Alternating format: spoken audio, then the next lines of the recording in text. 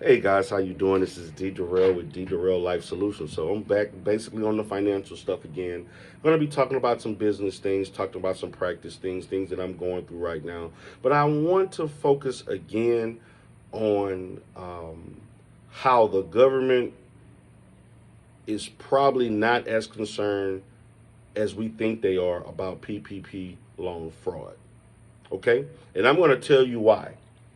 Okay? Number one, the government is primarily focusing on fraud from what I've seen and just looking at articles. If you received over, I think they're focusing if you've received a loan amount of 50 grand or more, particularly those that are in the hundred thousands or even received $1 million in PP loan assistance. That's who they're focusing. They're focusing on the bigger numbers. They're not focusing on those that got 10, 20, 25, even 30,000. That's small potatoes. They're focusing on people who lied, who have larger businesses, who have a track record of having larger businesses that probably embellish on how poor their business is producing revenue, meaning that the businesses are more healthier than they're letting on. And they have the ability to pay it back. So, as you've seen, I remember there was a guy in the music industry who received a $1 million PPP loan, and he bought all type of jewelry. He bought a car. He bought $100,000, $50,000 car jewelry. He did all kinds of stuff. That was the first person. But notice, when they put it out there, they're putting out all of the black African American ADOS who are doing this. And I know damn well that if black people are getting away with something, other communities are getting away tenfold. Okay? So they're not going to put the investment banker in Manhattan, New York, who got a $3 million loan.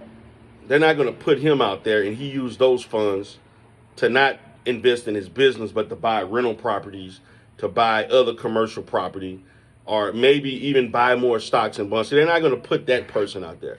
What they want to make an example of are people who are getting that money and buying it for their own leisure, buying it for their own material gains, or to be basically enjoy whatever materialistically. Okay, that's it. That's what they're focusing on. But again, everybody looks like us is who's put out there. Now I've seen some things where they had people with other businesses, corporations who've gotten in trouble for doing some things, and it's probably because the amount that they receive supersedes what they should have based on them cooking the books. Again, cooking the books. Now, what I want to segue to now is the fact that why the government is turning a blind eye to those that are receiving 20, 30,000, 10,000, 40,000 or less.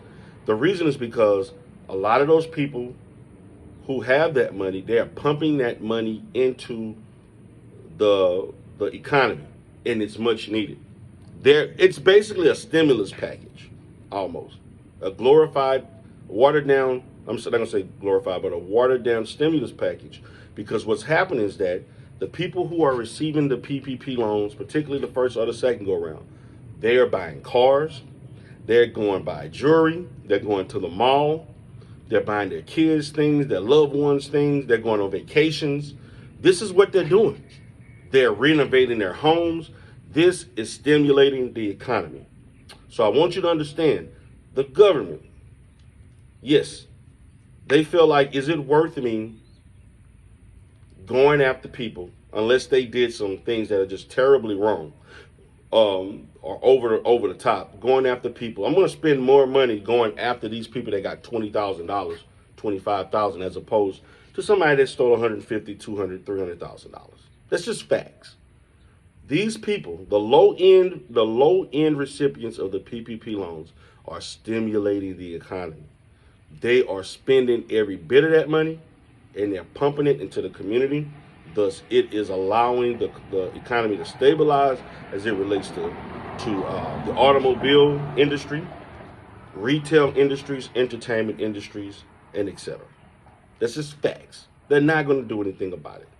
Now, the larger end people, they're doing the same too. They're spending it on reckless things also, But the bottom line is that they're taking a larger piece of the pie in doing so, and the fact that they probably were fraudulent in their information at a far higher level than those in the lower end.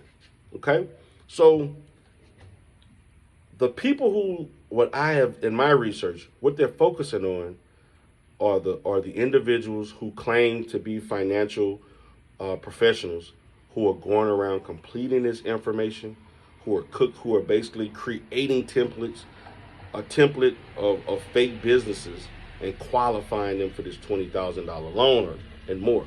That's who they're going after. These people that are repetitively going from one place to another, one city to one city, and they're doing this.